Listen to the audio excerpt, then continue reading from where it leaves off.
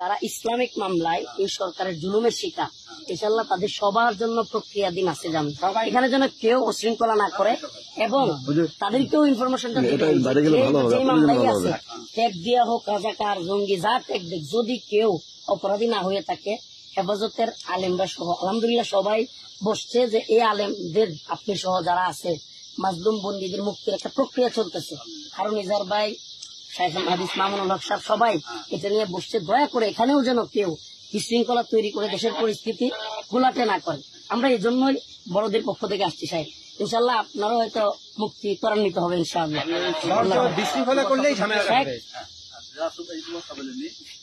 আপনি ইনফরমেশন দিয়েন স্যার, আপনি বললেই কিন্তু হয়ে যাবে যে আপনি সবাই বলে দিবেন যে রফিক আসছিল, যে উপরেও তোমাদের ইয়াগুলো নিয়ে আলোচনা হচ্ছে যে তোমাদের মুক্তি, ইনশাল্লাহ অযথা এখানে বিশৃঙ্খলা করে না কেউ, মুক্তি হবে। আমি ওদেরকে বুঝিয়ে দিচ্ছি ইনশাআল্লাহ। আর খুব ভালো লাগলো সাহেব আপনারা দেখতে পারেন। সালাম আলাইকুম।